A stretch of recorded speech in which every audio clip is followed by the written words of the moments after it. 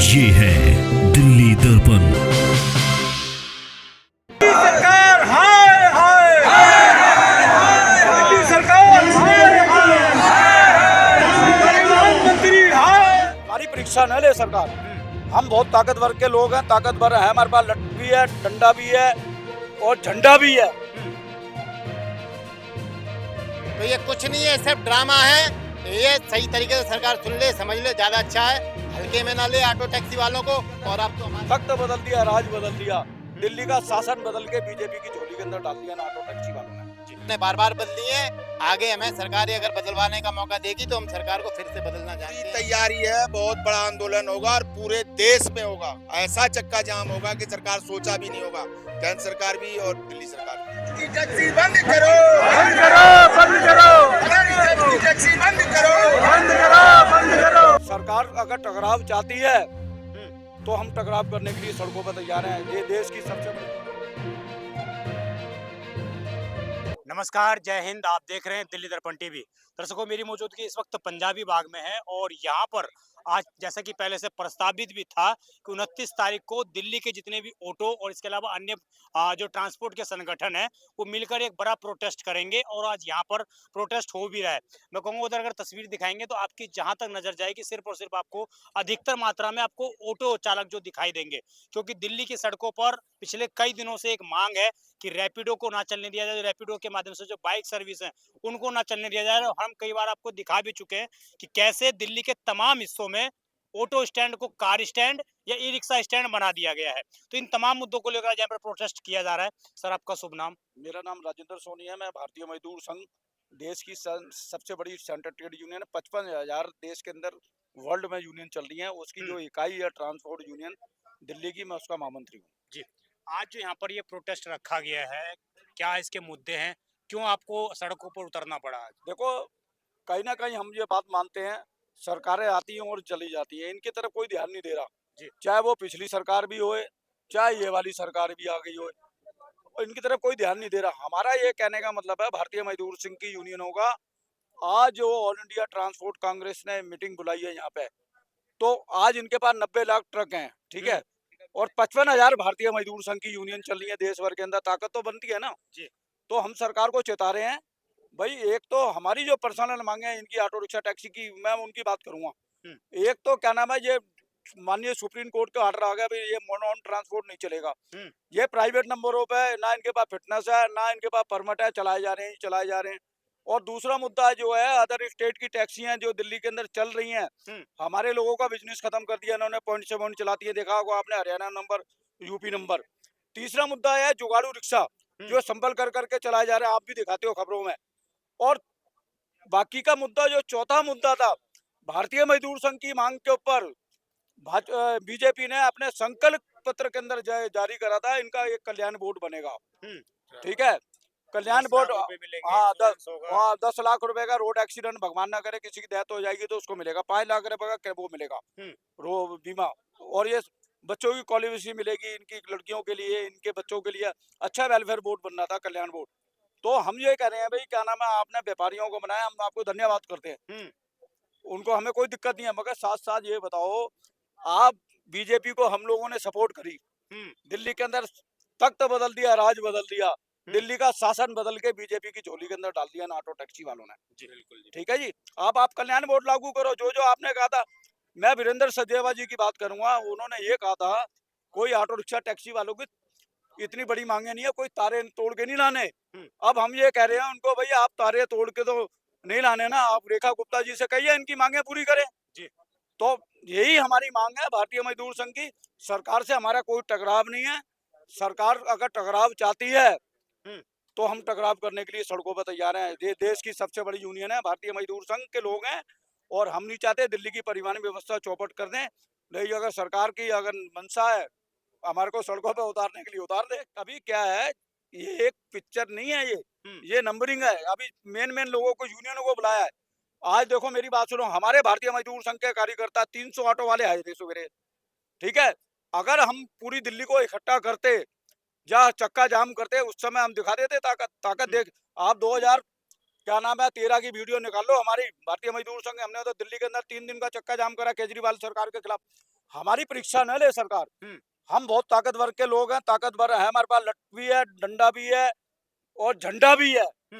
और हम नहीं चाहते सरकार से, हम यही चाह रहे हैं भाई आप इनकी मांगे पूरी करो। मुझे एक चीज बताइए, जब चुनाव आते हैं तो सबसे पहला जो फोकस होता है वो ऑटो चालकों पर ही किया जाता है, मैं बोल तो रहा लेकिन हूँ, आज ऐसी क्या मजबूरियां हो गई? मैं खुद बोल रहा हूँ।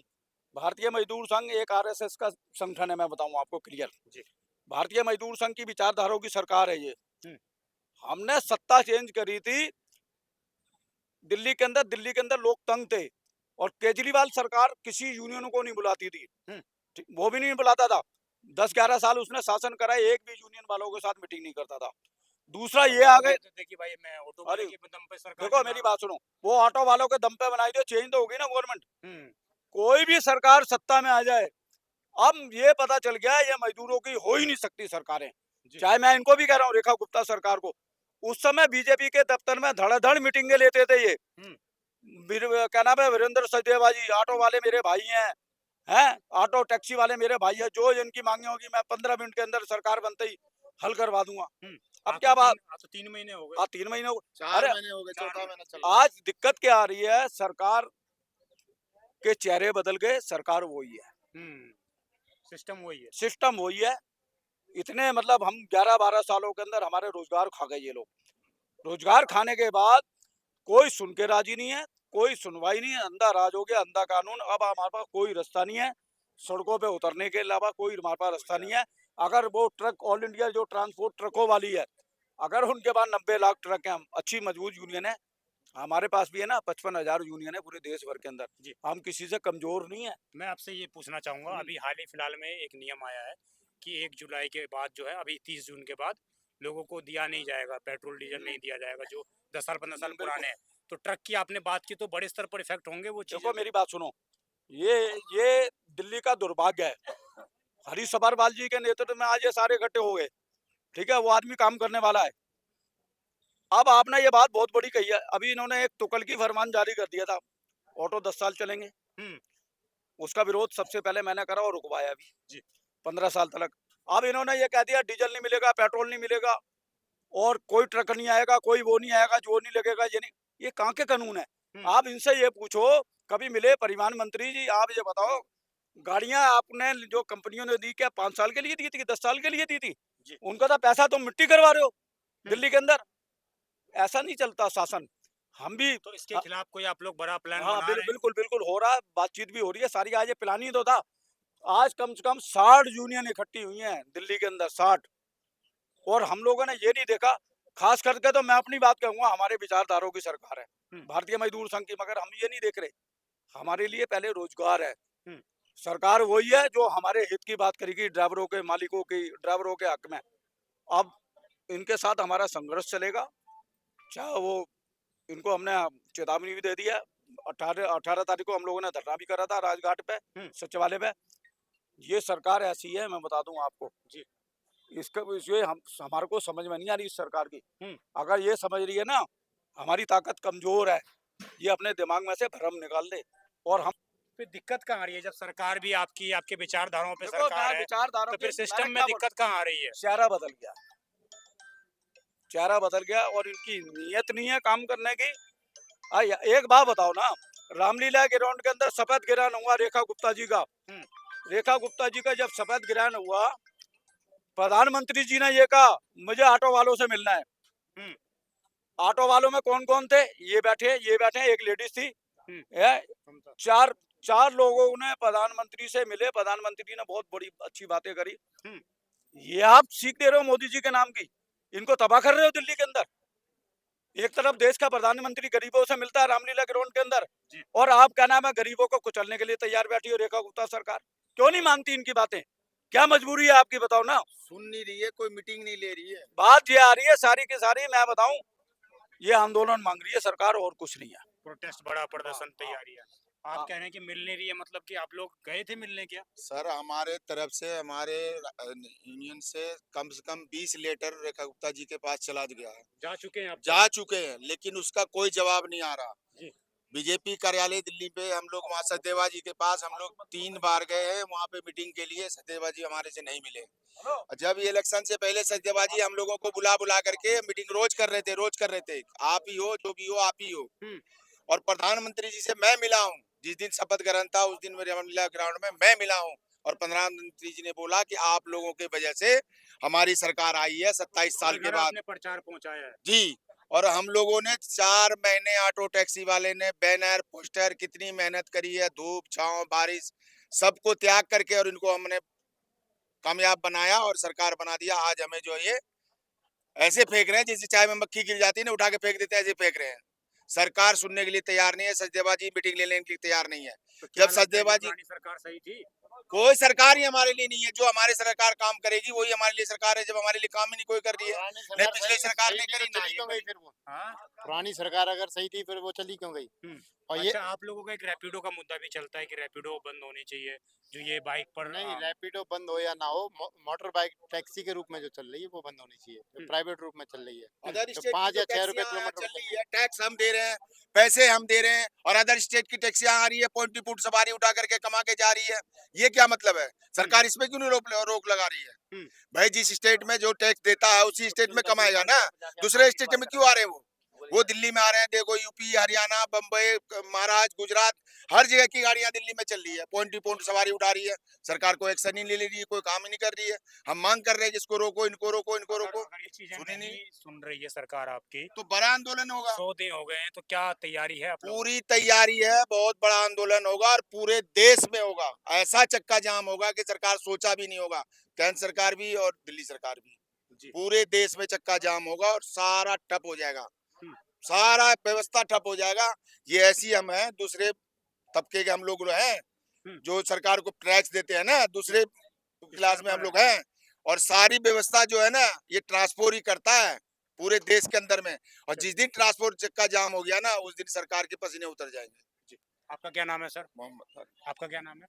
मोइनुद्दीन। मोइनुद्दीन जी, आप भी ऑटो चलाते हैं? जी, मेरे को चलाता कहाँ हूँ। चलाते हैं? दिल्ली में? दिल्ली में चलाता हूँ सर। तो क्या किस किस तरह की समस्याओं का सामना करना समस्या पड़ता सर की सबसे पहले तो गवर्नमेंट बाइक चला रही है। हाँ। जो प्राइवेट बाइक होती है, जो कमर्शियल में काम करने के अलाउ ही नहीं है, गवर्नमेंट उससे काम करवाती है। दूसरा नंबर, अदर स्टेट से जो टैक्सी आती है वो दिल्ली में आने का मतलब है कि दिल्ली में सवारी छोड़ा और दिल्ली से सवारी छोड़ के वापसी जाना चाहिए उसको। लेकिन वो दिल्ली में लोकल काम करते हैं। जब बाहर की टैक्सी आके जब दिल्ली में लोकल काम करेगी तो फिर दिल्ली की लोकल जो टैक्सियां है या ऑटो है वो फिर कैसे उसका रोजगार तो छिन गया। वो कैसे करेगी फिर? बस ये मुद्दा यही है हमारे हम लोग की सर। तो अगर ये सरकारें पिछली भी बार भी आप लोगों ने मुद्दा उठाया था जब अरविंद केजरीवाल की सरकार थी, अब नई सरकार बन चुकी है, अभी भी मुद्दा यही है, मुद्दा तो यही है। हल क्यों नहीं हो रहा है? फिर सरकार ये समाधान भी सरकार को कहाँ से डर लग रहा है कि इसका हल नहीं कर पा रही है। हम्म, सरकार को डर है, किससे डर लग रहा है ये सरकार बता भी नहीं पा रही है। जी। जहाँ केजरीवाल जी थे वो भी 10 साल में बाइक को चलवा के और नियम को खराब व्यवस्था करवा कर दी। और ये सरकार भी बदल गई बीजेपी की, तो ये भी 100 दिन पार कर गए, लेकिन इस पे कोई सुनवाई नहीं है। जी। चलिए, तो आप लोगों ने एक बड़ी तैयारी जो है कर ली है प्रोटेस्ट की, अगर नई चीजें होंगी तो। जी भाई, अगर नहीं सुनवाई किया जाएगा तो आगे फिर इसकी ऑटो चालक ही नहीं, ऑटो, टैक्सी, ट्रक, बस, हरा तोता, नीला तोता, जो है मालवाहक वाहन, सभी तरीके के वाहन रुक जाएंगे। जी। इस तो सर पूरी दिल्ली को आप लोग ठप करने के बिल्कुल, इसीलिए हम ट्रक वालों और बस ये ट्रक वाले और बस वाले के साथ आए हुए हैं आज। ये मीटिंग बड़े स्तर पे इसी लेवल पे हुई है कि हम सारे ही यूनियन वाले ये ना समझे कि ये लड़ाई BS3 BS4 के लिए ट्रक ड्राइवर और बस ड्राइवरों की है और मालिकों की है, ये ऑटो टैक्सी वालों की भी है। उन वो भी BS4 में वो चला रहे हैं ऑटो, जी। वो भी हमारा भी बंद हो सकता है। तो आप तो बोला गया कि BS6 ही चलेगा दिल्ली अरे में। BS7 भी तो आ गया, कल को हाँ। कहेंगे BS7 चलेगा, BS8 चलेगा, हाँ। है कल को कहेंगे BS10 चलेगा। हटाओ ये 85 साल का जो घर में बुढ़ा पड़ा हुआ है उसको भी वो भी खांसता है, उसको भी मार दो। ये क्या मतलब है? मैं एक बात बताइए, आपने गाड़ी की उम्र सीमा करने का आपका क्या अधिकार है कि 8 साल में खत्म करो, 10 साल में खत्म करो, 15 साल में खत्म करो? पोल्यूशन मैं होता है। पॉल्यूशन होता है, मैं कहता हूँ वो बुढ़ा भी तो पॉल्यूशन कर रहा है, खांस रहा है, लेटरिंग कर रहा है, उसको हम मारने देंगे क्या? एक छोटे से पिल्ले को भी हम घर पर लेकर के आते हैं, उसको भी हम सही तरीके से रखते हैं, और अगर वो कहीं खो जाता है तो उसके लिए हम कितने गमगीन हो जाते हैं। ये तो हमारा एक रोजी रोटी है जिसकी हम पैर छू करके पूजा करके इसे रोड पे निकालते हैं। इसको खत्म करने का अगर कोई फरमान सरकार जारी कर देगी तो हम कैसे सहन कर लेंगे? आज से 27 साल पहले जो है मेरा खुद का ऑटो 8 साल पुराना बंद हो गया था। इन्होंने सीएनजी लागू कर दी थी, राजेंद्र गुप्ता जी परिवहन मंत्री थे। 12-12 घंटे की लाइन में ऑटो रिक्शा वाले जो लगे, 12-12 घंटे की लाइन में हमें सीएनजी मिलती थी। 2-4 सीएनजी पंप थे और गाड़ियां निकाल दी इन्होंने सीएनजी के लिए। पहले इलेक्ट्रिक के लिए कह रहे थे ठीक कि है, इलेक्ट्रिक करेंगे। अभी इलेक्ट्रिक कर रहे हैं, परसों गडकरी जी कहेंगे हाइड्रोजन गैस वाली निकाल दो जी। तो ये कुछ नहीं है, सिर्फ ड्रामा है। ये सही तरीके से सरकार सुन ले, समझ ले, ज्यादा अच्छा है। हल्के में ना ले ऑटो टैक्सी वालों को, और अब तो हमारे साथ बस वाले और ट्रक वाले भी हैं। ये सरकार झुकेगी नहीं, ये तो नाक चने हाँ दब जाएंगे इनके।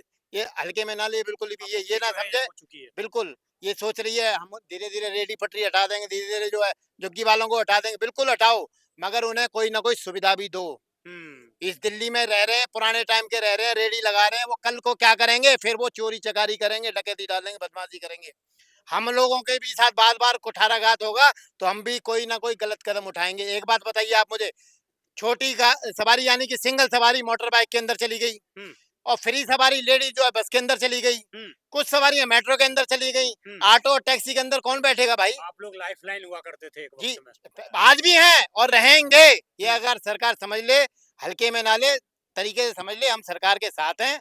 सरकार हमने बार बार बदली है, आगे हमें सरकार अगर बदलवाने का मौका देगी तो हम सरकार को फिर से बदलना जानते हैं, 27 साल और हम भी बीजेपी के साथ हैं। मगर ये सब जो सरकार कर रही है, हम सब इस सब के खिलाफ हैं। हम मोदी जी के साथ हैं। अगर ये बार बार ये उल्टे सीधे जुमले दिखाएंगे तो हम मोदी जी के बिल्कुल विरोध में हैं, हम उसके साथ नहीं है। जो सरकार हमारे हित में तरीके से काम करेगी, हम भी सरकार के साथ काम करना चाहते हैं, साथ मिलजुल करके। जो सही डिसीजन है आप उसको लो। पॉल्यूशन, कभी पराली का बहाना देते हो, कभी पटाखे बंद कर देते हो, ये क्या मतलब है? अरे हिंदुओं का त्योहार है, कभी छठ पूजा पे तुम ड्रामा दिखाते हो, क्या है ये? क्या है ये? हम लोग पूजा ना करें, हम लोग अपने धर्म के जो आस्था बनाई गई है उनको ना निभाएं? नहीं जी, नाले में डाल दो जी, ये क्या मतलब है? मूर्तियां वहां पे सरा दो जी। अरे क्यों करते हो ऐसे प्रोग्राम, क्यों करवाते हो भाई जी? है, तुम्हारी बातें मानते हैं, पटाखे बंद कर दें, गाड़ियां बंद कर दें, बस आत्महत्या करने लग जाए ये सब लोग। तो मैं छोटे शब्दों में यही समझा रहा हूँ, हल्के में ना लें ऑटो टैक्सी वालों को। ऑटो टैक्सी वालों ने केजरीवाल की सरकार बनाई थी, हम नहीं कह रहे, पब्लिक कहती थी। आप ही लोग तो लाए थे केजरीवाल को, और अभी भी हम कह रहे हैं कि हम ही लाए हैं बीजेपी को। अब ये पुरानी अगर 27 साल बाद पीछे पे अगर ध्यान देना चाहती है तो पता भी नहीं चलेगा कि बीजेपी सरकार आने के लिए 10 बार सोचेगी जी। हाँ, हमारे हित में काम करे। कुल मिलाकर असंतुष्ट हैं? असंतुष्ट नहीं, महासंतुष्ट है। नहीं तो इतनी बढ़िया यहाँ प्रोग्राम करने का क्या मतलब था? ये प्रोग्राम नहीं है, ये हम एकजुट होने का एक संकल्प हमने लिया है, उसको हमने एकत्रित किया। ये कुछ भी एकत्रित नहीं, हम लोग केवल मैन है यहाँ पे। अभी ड्राइवर नहीं आया यहाँ पे जी। हाँ जी, जिस दिन ड्राइवर रोड पे आ जाएगा यार, उनकी गाड़ियां चक्का जाम हो जाएंगी। मैं कहता हूँ एक साइकिल भी रोड पे नहीं चलेगी उस दिन। हाँ, हम बहुत बौखलाए हुए हैं। धन्यवाद। तो इसी तरीके से तमाम लोग जो हैं यहाँ पर आ रहे हैं और लगातार कहीं ना कहीं सरकार को मनाने का भी और चेतावनी देने का भी प्रयास कर रहे हैं। देखना ये होगा कि आने वाले जो वादे किए गए थे ठीक दिल्ली इलेक्शन में, कि आप लोगों को 10 लाख चीज़ें इंश्योरेंस दी जाएगी, आपके लिए बोर्ड बनाया जाएगा, तमाम चीज़ें की गई थी, उस पर सरकार आखिरकार 100 दिन हो चुके हैं, अभी तक कोई विचार क्यों नहीं कर पाई है? ये एक बड़ा मुद्दा है, और ये सवाल भी उठता है कि बार बार जब सरकारें सपना दिखाती हैं तो उस पर कोई कार्रवाई क्यों नहीं होती है? आपकी जो भी पूरी खबर पर राय हो कमेंट में से करेगा। आप देखते रहें दिल्ली दर्पण टीवी। मैं विजय ठाकुर अपने सहयोगी शुभम गुप्ता के साथ। धन्यवाद। लेटेस्ट खबरों के लिए सब्सक्राइब करें हमारा YouTube चैनल या फिर लॉग ऑन करें www.delhidarpantv.com। खबरों की कवरेज और विज्ञापनों के लिए संपर्क करें।